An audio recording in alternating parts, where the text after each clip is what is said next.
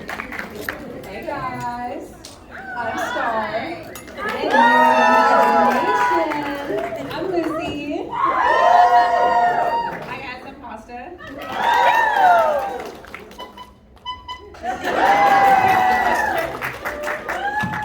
Say that one more time. Trix the Trickster.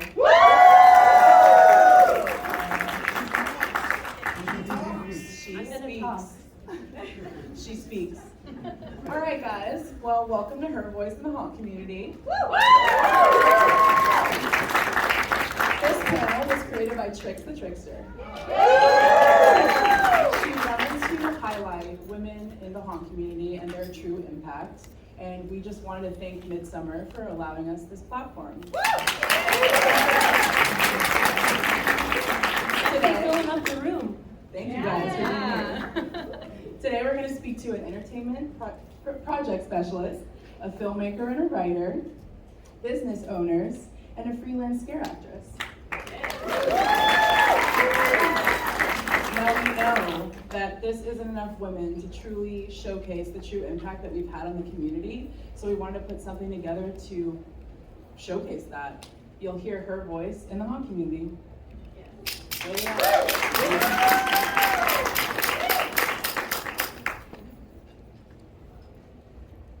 Hey, her voice in the haunt community. Naomi Grossman here, best known cover from American Horror Story, thanking you for showcasing women's voices in horror here at Midsummer Scream. If you haven't already, come see me. I'll be signing autographs, taking selfies. Would love for you to come play with Pepper. Mwah.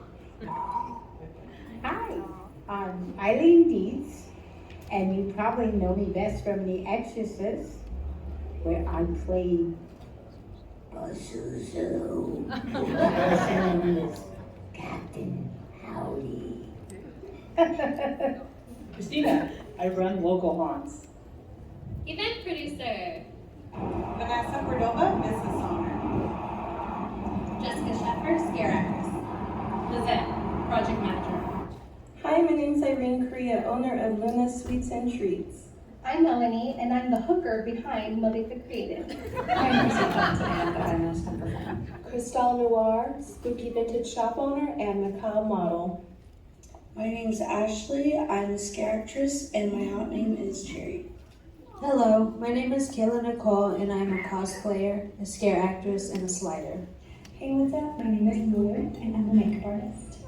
Hi, I'm Sandria of Sandria's Crafts, and I'm a vendor. Hi, I'm Lauren, and I'm the founder of the Pumpkin Shop. Hello, I am Danny Masamoto. I am the owner of Danny's Spooky Treats. I specialize in authentic Japanese chamoy. Hi, I'm Raylene, and I'm the small business owner of Grit Girl. My name is Ale, and I own a Halloween retro store called Luna Club. My name is Molly. My name is Nick. I have been scare acting for about 9 years, and I am also a garage performer. Hey ghouls, my name is Crystal Perez, and Made by Cassandra is my small business. Rio, business owner, Night of the Living Pets. What's up, I'm Darla, and I'm chainsaw performer at Universal Studios, Hollywood. I'm Amanda Yost, I'm an entertainment supervisor at Halloween Horror Nights. Hi there, my name is Jessie, and I am a cosplayer and haunt actress. Hey, I'm Allison Fox. I am the owner and co-founder of 8820 Group. Hi, my name is Raven, and I am a scare actress at Not Scary Farm.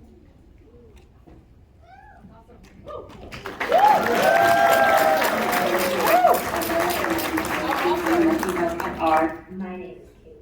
How awesome is that? You'll see the video coming soon after this panel. Yeah. There was a video to that. The full videos. There's a lot of us. All right, you ready to hear from the panelists?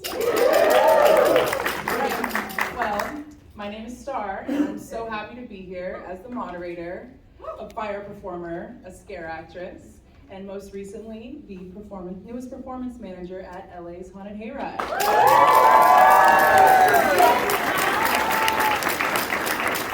It's hard to believe that I've been a part of this haunt community for almost 8 years, especially because of the way I was introduced to it.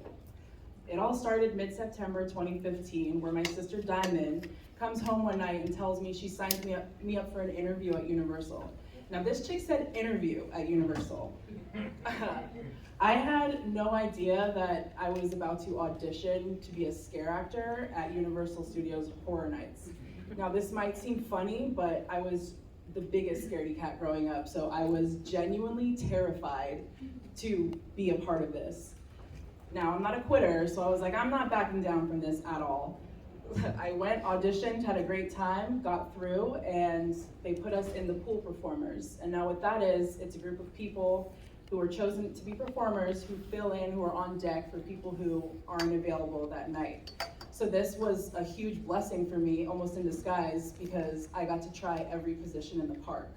So I got to choose what I really liked or what I really fell in love with. Now, I've played some memorable characters, including the Black Bride in 2015's Insidious Maze.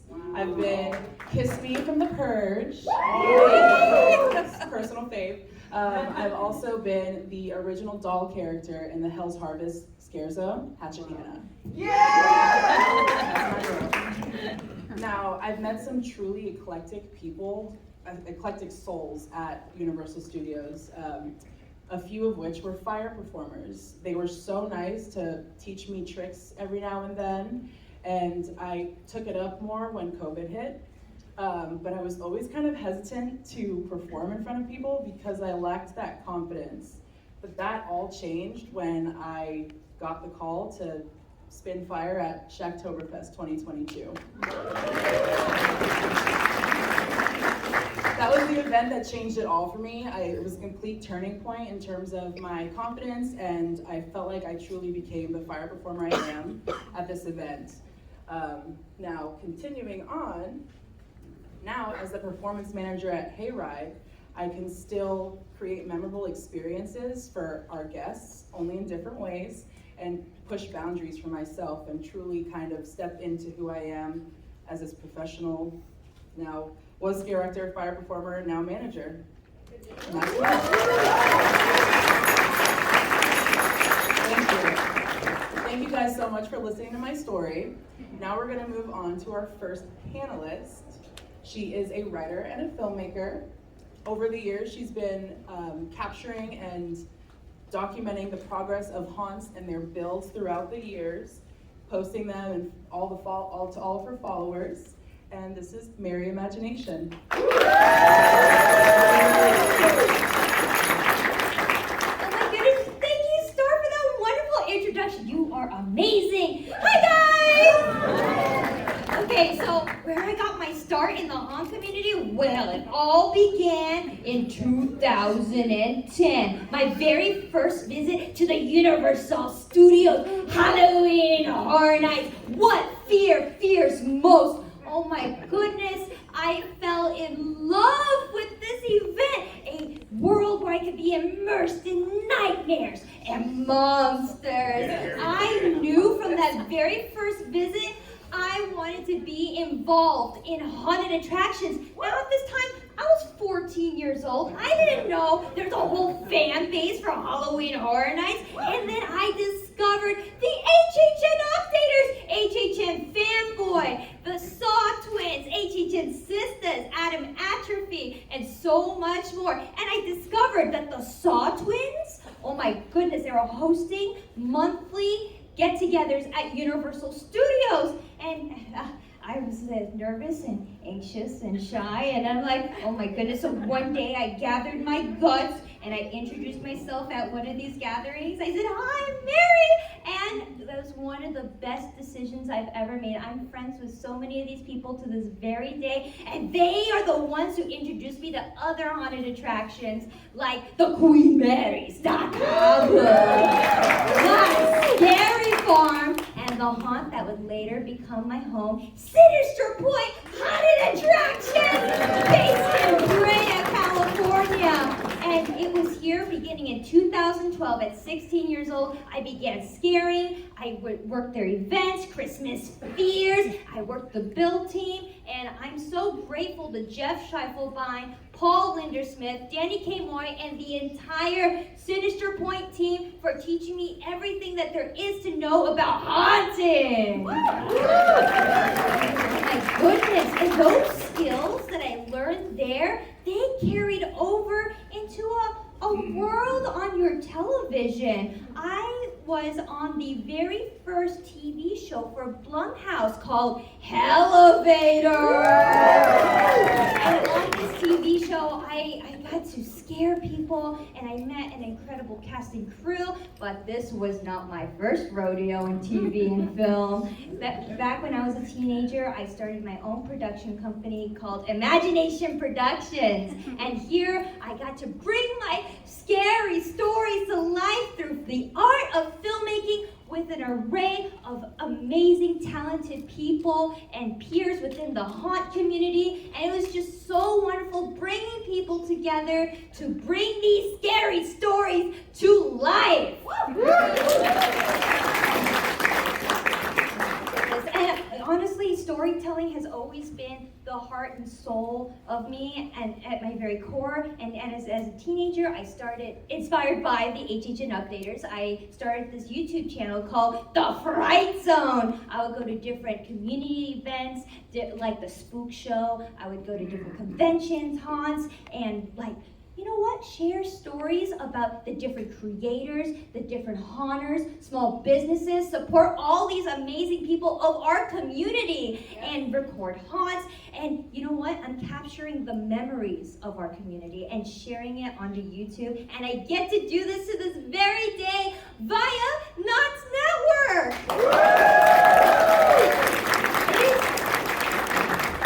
It is such an honor to be able to do this. I absolutely love this community so much, and I'm so grateful to have found family through this community.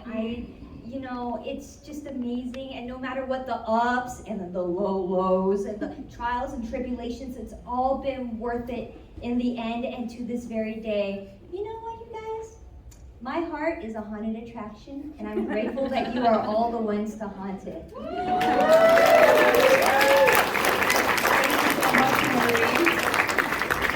That was awesome. I loved hearing about that. Our next panelist is actually on 2 haunts this weekend at Midsummer. She has been working behind the scenes for years, all the while scaring in the trenches. You know what they say, the best leaders lead by example. Oh boy. Ms. Pasta. Hi everyone. Hi guys. For those of you who don't know, my name is Pasta. I have been a haunted professional for the last closer to 20 years now. I've been a fan of all things spooky. I've worked at Not Scary Farm, for those of you who don't know. For those of you who do, I see a lot of you here, and I'm super excited. So thank you for all of my fellow talent who I'm looking at. And thank you guys.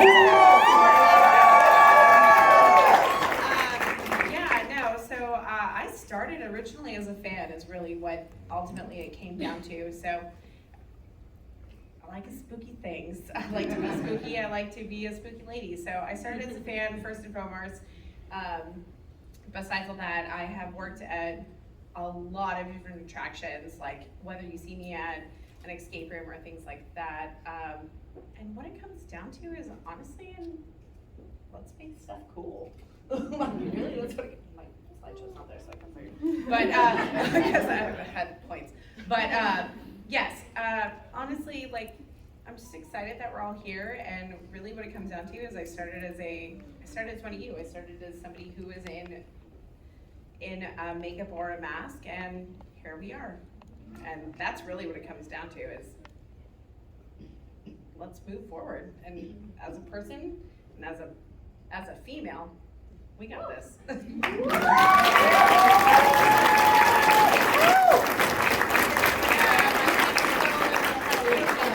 You're right. We do got this. We do got this. Yeah. Now, Pasta's been in the industry for around 20 years. Our next panelist is someone that has skyrocketed in a short amount of time. This is Lucy with Deadly Sweet.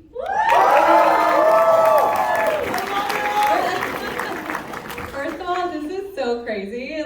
There's so many people. Thank you for being here and hearing our story. Trix, for putting this together. You did amazing. Seriously. But my name is Lucy, and I own Deadly Sweet with my fiance Chels. And the way Deadly Sweet came to be is so crazy and random. I don't think it wasn't supposed to happen, but it did, and it's so amazing.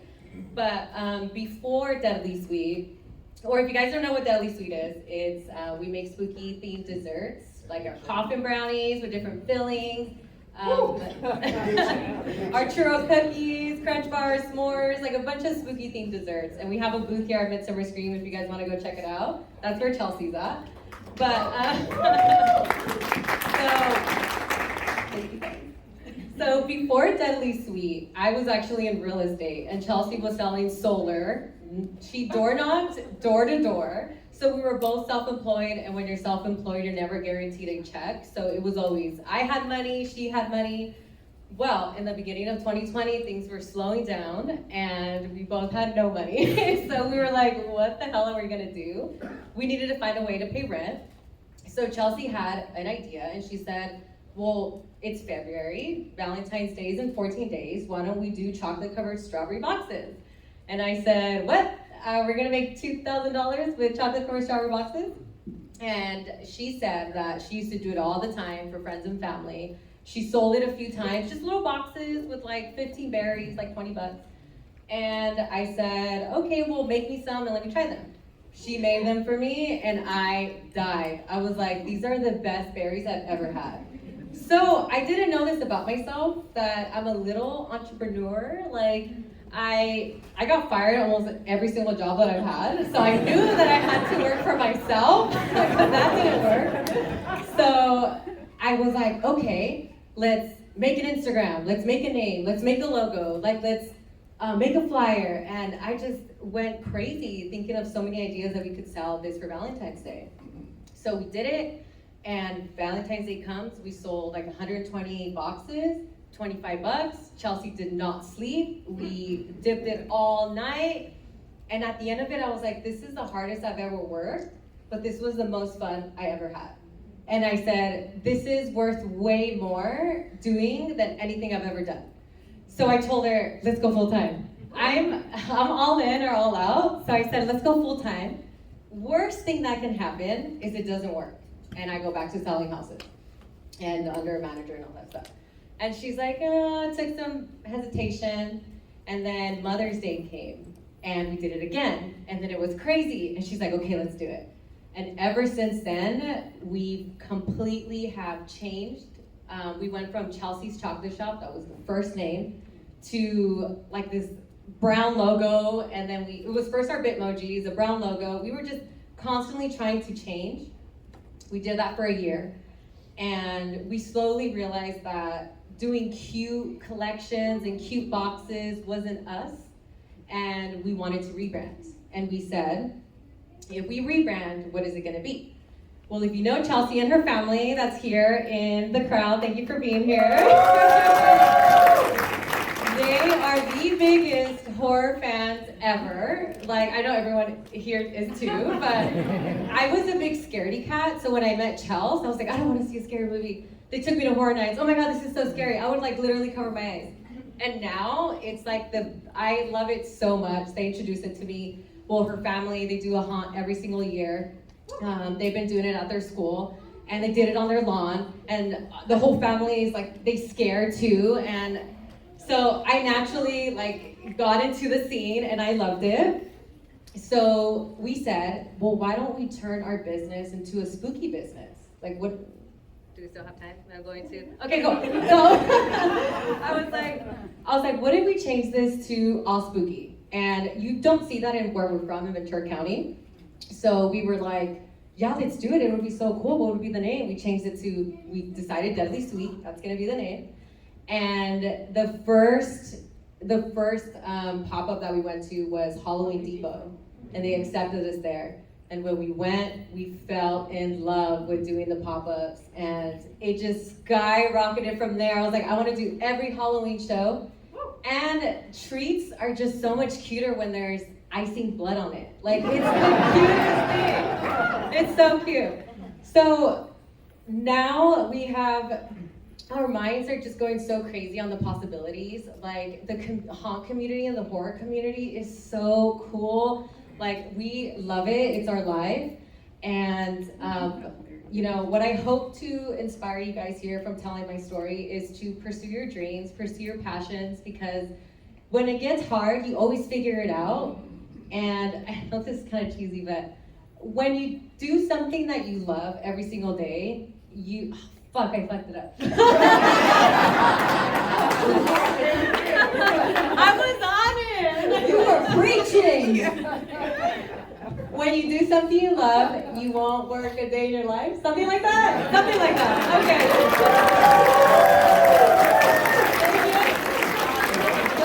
Everything you said were facts. Hell yeah, girl. All right, well, Lucy and Chelsea have really broken through to be a true success story. Now we're gonna move on to someone who's broken through barriers at 2 different theme parks. She created this panel. Someone you all know and love, the one, the only, Trix the Trix. Can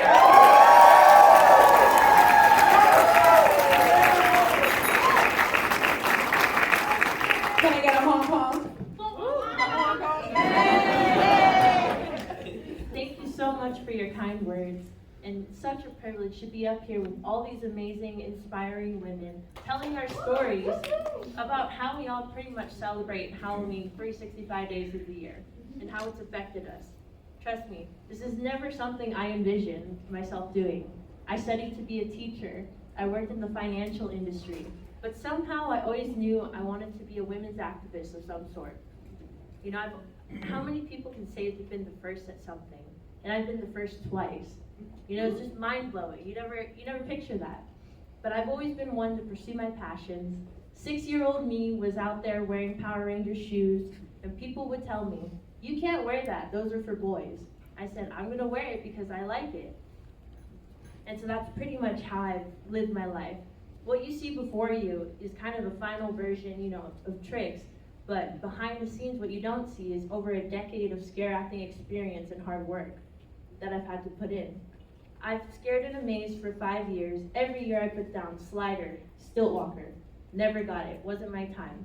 On my 5th year, I talked to my manager and said, "You know, if you need another Slider, I'd love to do it." And he told the head of entertainment and decided to take the chance on me and make me the first paid female Slider at Fright Fest.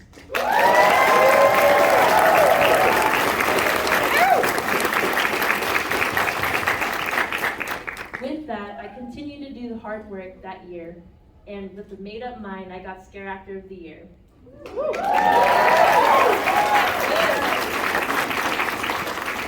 After that season, I had to go support the boys that taught me how to slide and go watch the Sliders Unite show at the Queen Mary.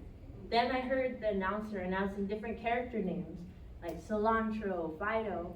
I'm like, what would they call me? What kind of character would I be? So that was kind of the early days where I started thinking about Trix. But simultaneously, while scare acting, I fell in love with entertainment. And I would perform in non-speaking roles at Six Flags and Universal Studios now. This is important because of Trix's character development, of where I found my strength in performing through physical movement. So Trix is just an over-the-top performer. I know this is probably weird for you to hear me speak. I don't talk. It's a little weird. But this is, if not for all of these opportunities in the scare acting, I wouldn't get the opportunity that I have today, where I'm a first female stilt walker of a heavy character at Universal Studios. I'll let you put 2 and 2 together.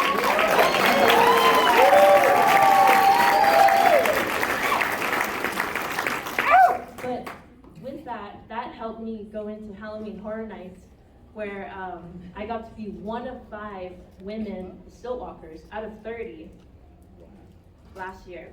So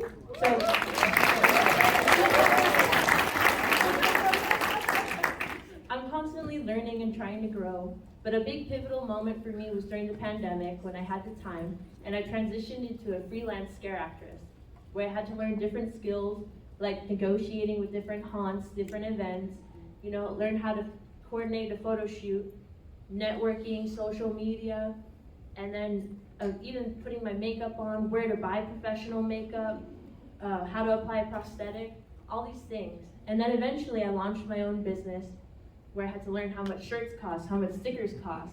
There's so many things when you're an entrepreneur you have to learn. But eventually, with my art background, I designed all of my merch when I launched it. Some of you are wearing it today. Oh, yeah. I do all that. But after I launched my merch, I reached out to Halloween Depot and said it was their first event. I said, I'm fairly new, but if you're willing to have me, I'd love to be a part of your event. So I remember coming in, wheeling in my little 4-foot table with a bed sheet for a tablecloth, selling maybe $50 worth of merch. But it's important to remember those early days because now I get to do an event almost every month and perform and sell my merchandise. Even to last year, where I got to be a part of Midsummer Scream and had the opportunity to vend with Arts Sideshow at the Horror Museum where they feature my merchandise. And then to have the opportunity to do my very first panel with Slider Dynamics at season 20 and speak on the history of sliding, representing Fright Fest and women. That's right.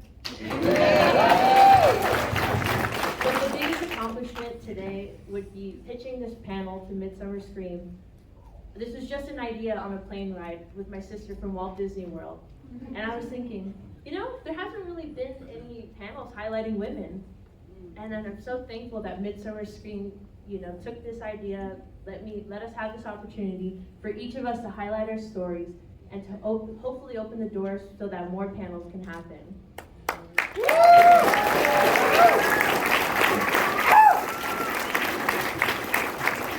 So I hope my story inspires you to go after your passions and remember that if whatever you set your mind to, if you're willing to put in the hard work, you can do it. Thank you.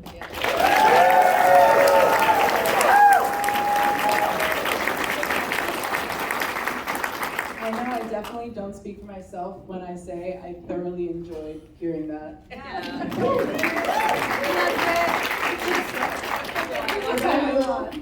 We're gonna move on to the discussion questions. What are some obstacles you faced and how did you overcome them? Trix, I'm gonna go to you. Well, I feel like I had to constantly prove myself in the field. As you heard in my story, it took me a longer time when the track record to become a slider or walk around. Granted, you need to build your experience as well, but the track record of if you see in an audition, you see me, physically fit woman, you see a guy, physically fit, same fitness level, no scare acting experience. The track record, they have hired, you know, these guys to teach them how to slide and not really give the opportunity to, because they never had a woman before. So I feel like I've had to prove myself and put in those years, and the way I overcame it was that I knew my end goal, what I wanted, to persevere. Because I think the biggest thing is everyone gets discouraged, but if you keep going, you can find your end goal. Another thing that's not really an obstacle, but something that I personally think about in many roles that I've done where there's very fewer females or none, that I have to think about the decisions that I make for other women. And it's not to say like you're trying to get out or doing something. If you're thinking about safety, it's important. But because you're the first at something, you need to, as women, you're thinking about making sure that there's no question that women can't do this, so that there's more women to follow. And then another thing is, the biggest assumption when I first started coming out in the community is that people assume that I'm a guy. I'm sure it's happened to maybe you guys when you first saw me. Because there's a male-dominated field of stilt walking, you know, you just think it's a guy. You look at how I'm dressed, I'm not dressed in the typical, you know, like showing more skin, which is okay too, but you know, this is the opposite of what you normally see. You see more victim roles, you know, sexy clown or like a possession type doll characters. But I created Trix to have for the new generation so that there is a strong female slasher. You know, when you think of slashers, you just think of like Michael Myers, you know, Freddy Krueger. Where are the women that you think of? So I'm trying to break that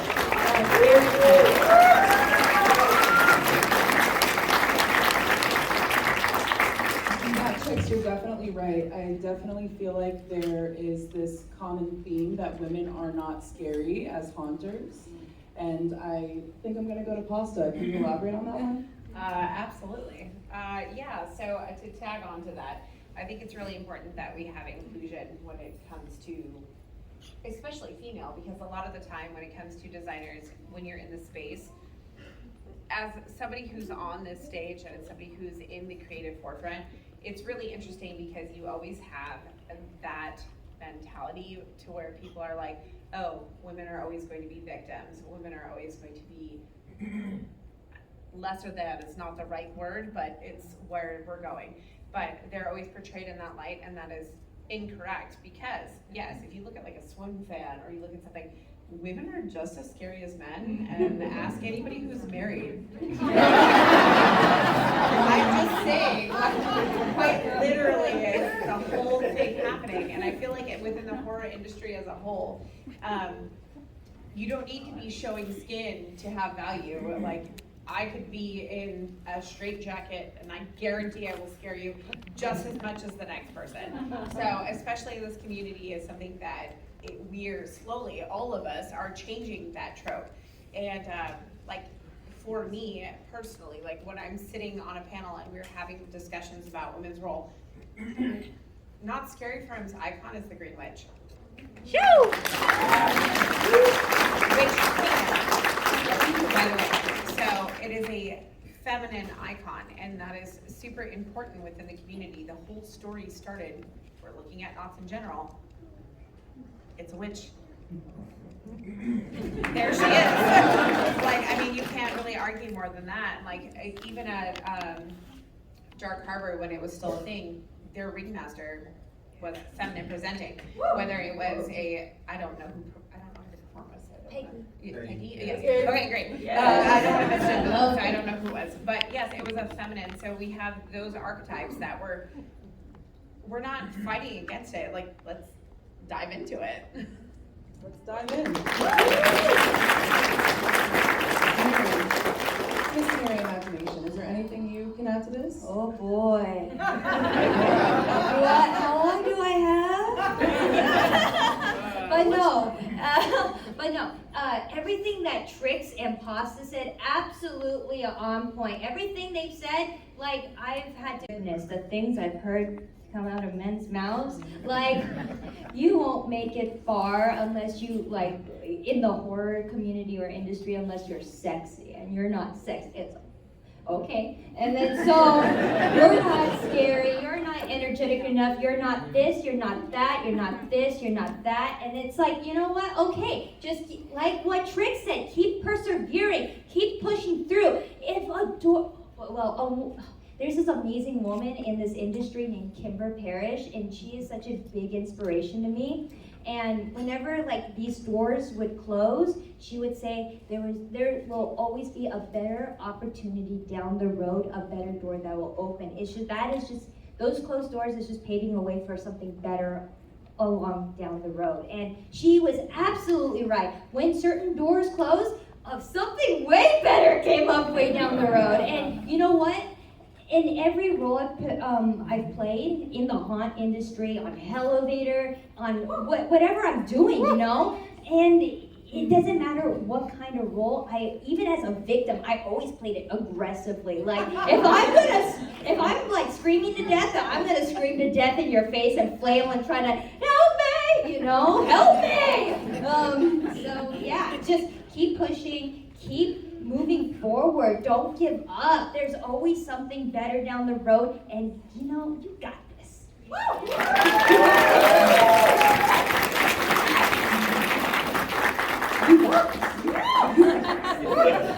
Now, we would like to hear from the business side of things. Were there any obstacles that you can kind of let us know about? Everything. I say like pursue your dreams, but like with caution, because it is so hard.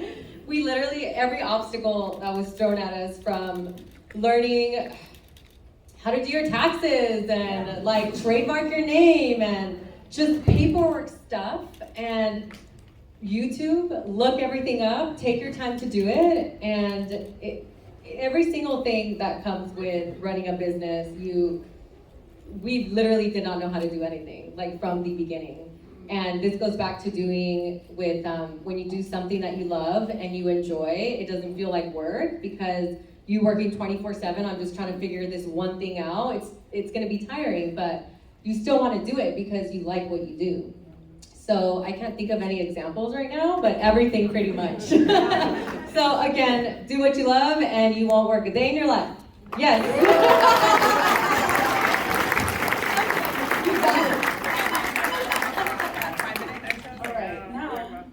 Before we move on to a little Q&A, I'm going to ask each panelist a question. What message or advice would you like to share with the people that joined us today? We'll start with Mary. Oh, hi. What piece of advice? Well, exactly what I said during the last question. It's yeah. If you love something, keep learning about it. Never stop learning. I'm always constantly learning. I don't know everything about haunting or filmmaking. I'm no expert.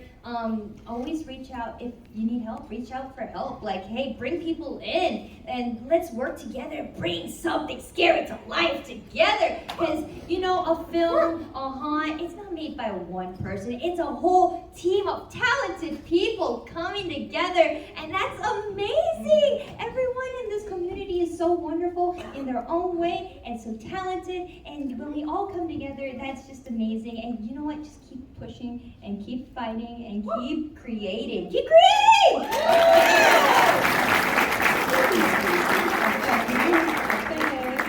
So my advice would just be to do something that scares you. It's okay to be nervous, it's okay to be scared, because when you do something that's scary and you overcome it, it's the best feeling in the world, and you just feel alive. So go start a business, go do that thing that you were like nervous about. Like, who cares? Like, life is so short.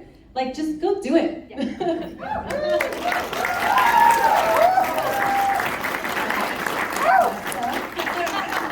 So this goes to anybody. Take up space.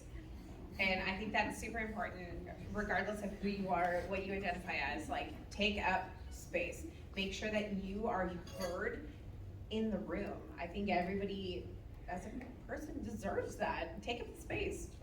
That's really what ultimately my goal is to let anybody is to, be present.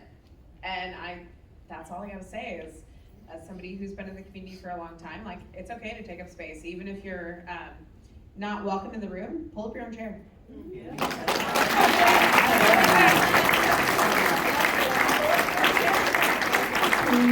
Miss Trix? So we're pretty much just hitting the nail in the wall, but if there's something that you want to pursue, don't be afraid to go after it with full force. It will make you so happy because each one of us are doing exactly what we love, and we're not even working. Another thing too, I just want to say is that we should all support each other. There's more than enough room in the haunt community, in any community, for all of us to exist and do our thing and shine and respect each other. That's my advice. To touch on what you said, definitely ask for help.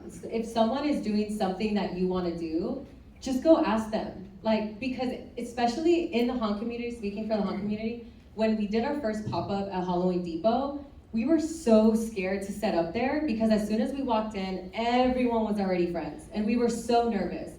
What I did was I went to every single vendor, I got their cards, I got to meet them, and I'm still friends with them till this day, and that's how I met you. Yep. And I asked you where'd you get your banner from? I need to get one. Yes. So ask questions, don't be shy. Like, people are willing to help. Yes. You get us more, you get us more. I'm gonna piggyback on that because in the themed entertainment, like whether it's business or, ask the questions to the people, make the connections, because those are super important. If you are somebody in the room and you're like, hey, I want to be where you are, I want to know what you did to get there. Ask the questions, reach out, it's okay. Whether it's on LinkedIn, Facebook, Instagram, Outlook, however you do, ask those questions. Those are super important because some of the connections I've made in my professional career came from asking the question. And if you never ask, hey, who, how, why, you'll never get an answer. If you never ask the question, the answer is always going to be no. Yeah. So,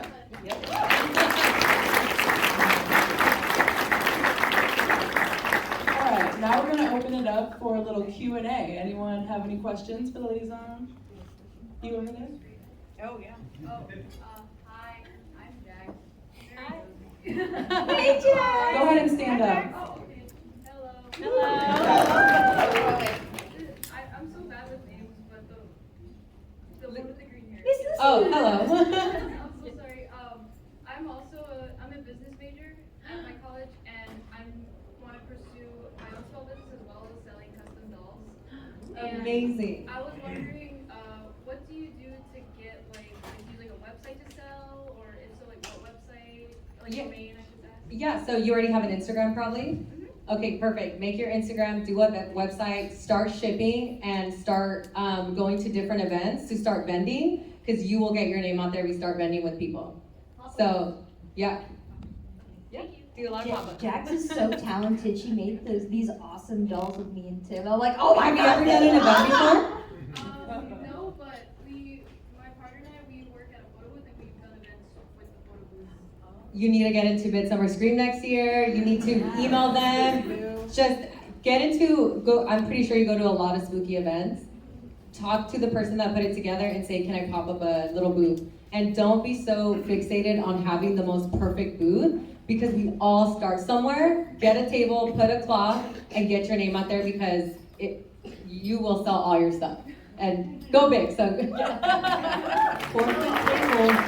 cheap for a tablecloth. Yeah. Now I'm upgraded, but you can make it happen. Yeah. Or a bed sheet. My office bed sheet. That works. That's what I did. Any other questions? I saw Leatherface ask one. I know the industry is constantly moving. There's always needs and focuses. As of right now, what would you say is probably one of the most important glass ceilings to really just smash through in terms of, just what you're seeing now? Damn Leatherface. All right, I'll take it. Accessibility.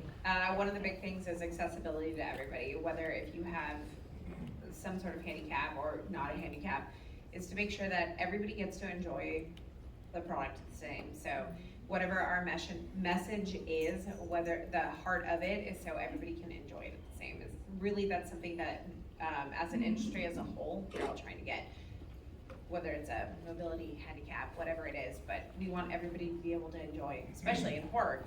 We want everybody to get scared. Any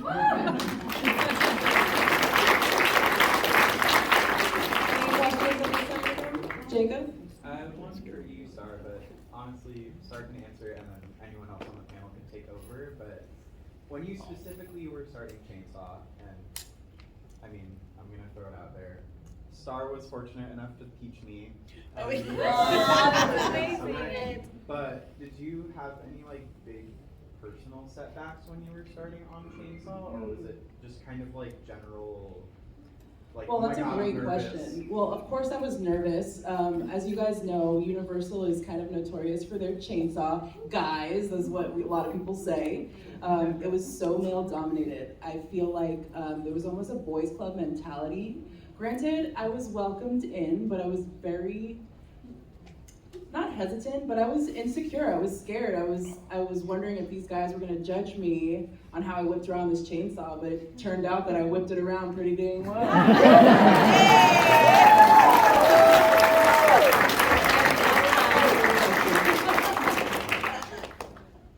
I would say that's something for anyone. If you don't see someone that you identify with, and that's for women, if there's a field you don't see another woman, I think a lot of women feel intimidated, because I've had them let me know, for sliding, they kind of get shy or nervous, wanting to slide with the other guys that look like pros, but everybody starts somewhere.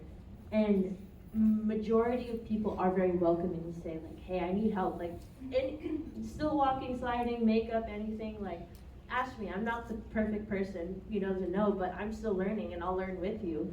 You just ask and be willing to get out of your comfort zone, because you're gonna see everybody going, and you're gonna be like, should I go? Should I not? You're wasting your time if you don't go. It's You always just gotta go. take that chance. Yeah, Absolutely, you always gotta go. Yeah.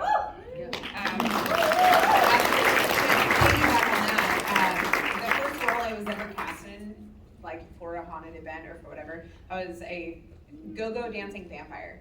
And so I was supposed to dance, and they were like, I was like, what is my focus? And they're like, you're a sexy vampire. And I was all, wow, great. And I was like, you're gonna scare people. With what? So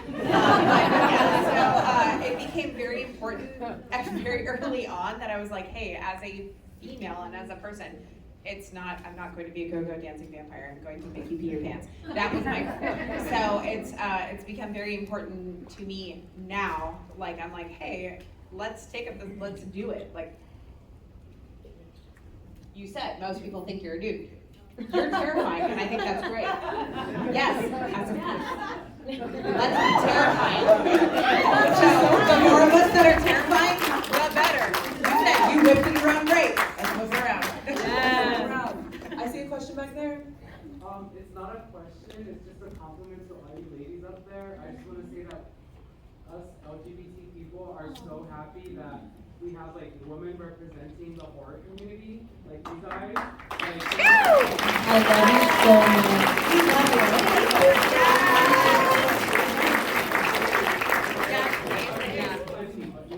We love you so much. Time for a couple more. Hi. Hey, First of all, thank you for putting this together, Trix. Question for all of you ladies: what has been your favorite part in your journey, Trix? Wow. Ooh, that's a tough one. That's This so is hard. such a wild ride. So many things come to mind. Oh my goodness.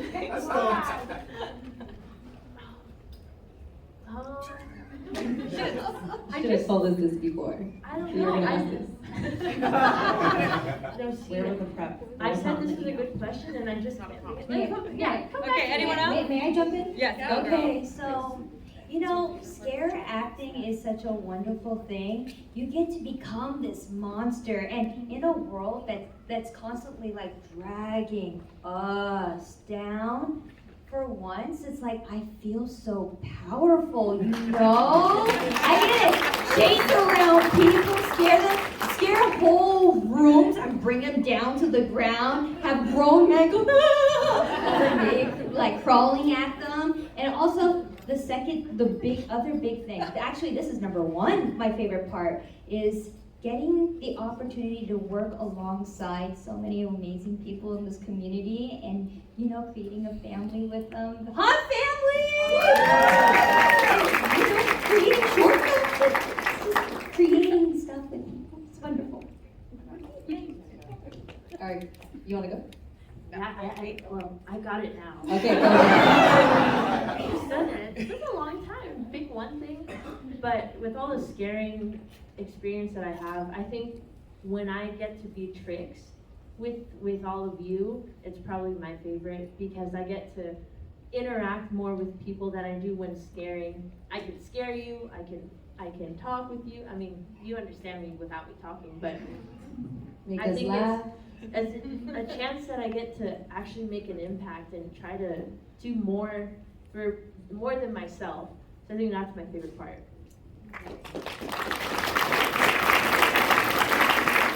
This is hard. It shouldn't be hard, but it's so hard because the whole process is fun, except the baking, the long hours, all that stuff. But I think when we come up with a new dessert, that Chelsea is a creative person. She was like destined to do something like this. If you guys know her, she can paint.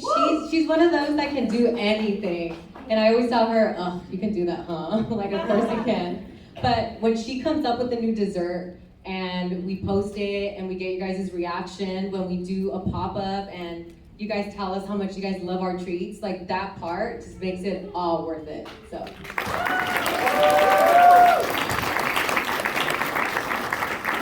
So, to be super sentimental, honestly at the end of the day, is I hope if somebody out there sees me and can be like, hey, I relate to that person, I relate to them, whether it is a body type, whatever. I'm an alternative female who works in a corporate male-dominated field. And so the fact that they can be like, hey, I relate to you, that is what is inspiring to me. And that's what makes it worth it. through my hardship and through my fighting through all of the doors and all of the like kicking down boundaries, it's super important because, yeah. So that's what is important to me. And so if somebody at the end of the day comes up to me and was like, hey, let's have a conversation, I would love to have that conversation. And because I just want to inspire that younger me. My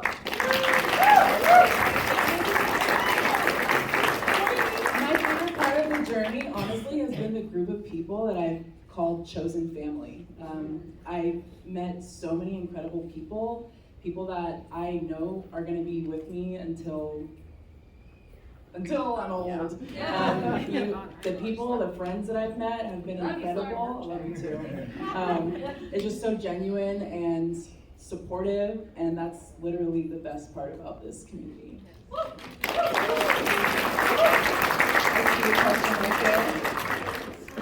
I just want to know, you guys are all very successful, you do your thing. I just want to know at the end of the day, that's hard and you've had a lot of issues that you have to deal with. What does your self-care routine look like? Can I answer that real quick? I can answer that real quick. We literally put our phones on Do Not Disturb, and we just stay home, watch movies, binge Netflix, order food in. We like to go to the gym, work out, and count our macros, blah, blah, blah. But after a crazy weekend, that whole week, we just binge and do nothing. That's like the best thing. When it comes to like self-care is, my partners are definitely notorious for knowing at the 20-minute I can vent. After that, we don't talk about it anymore. So when it comes to work doesn't leave past that point. And if it's going past the 20 minutes, then it's a conversation like, hey, why are you still affected by this? It's been 45 minutes, why are we still talking about your workplace? You were already there for 8 hours, why are we still having a conversation? So I think a lot of it is setting up boundaries, but also a lot of it is doing things that we like to do, or things that I like to do when I'm home. Like whether it is, am I doodling on my iPad? Am I listening to a new novel? I'm a notorious podcaster, so I listen to podcasts all the time. So if I have am I cooking and putting podcasts in? So that is super important. You create those boundaries, especially when it comes to a stressful work environment. This is work, this is life, and they're very different. And you just have to make sure that you have when it ends and stops. It's not like on a Saturday morning, all of a sudden I'm like, oh my God, hey, I gotta respond to that email. Smack me. Or that's not what we're doing. We're not responding to the email. We are making sure that we are enjoying the time that we're enjoying.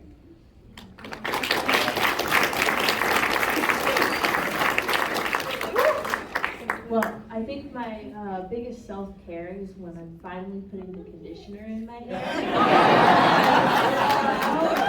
Is that your real hair? We're done. This is my real hair. Yeah. I leave it in the whole weekend. I shower, don't worry. I put 2 shower caps when I shower.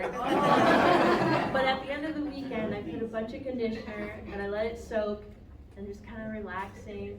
And then I'm in the shower. I'm like, all right, I finally got it out. And I look forward to something my favorite to eat or drink. And then sometimes I like to go to Disneyland, just like I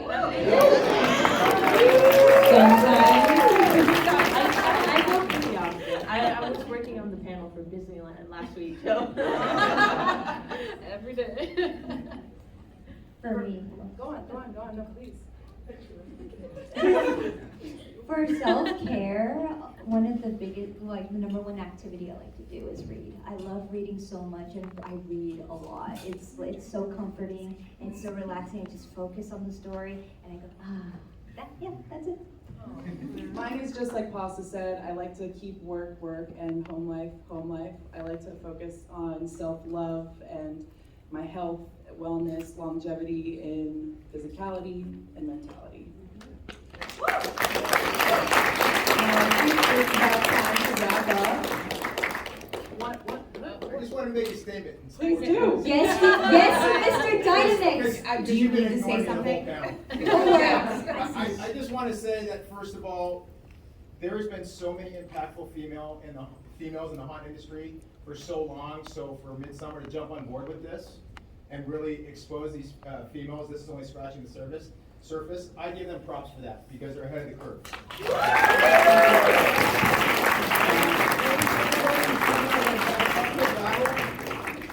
one level, and they're up here for a reason. Especially Pasta. I have watched you. I've watched her progress since she was 14 years old to where she's at now. It's been an awesome journey. If you guys only take one thing from this entire panel, it should be perseverance. Don't give up on what you want to do, especially in this industry, because it's a hard industry. You think you have it hard, think about what these ladies have gone through and be inspired by it.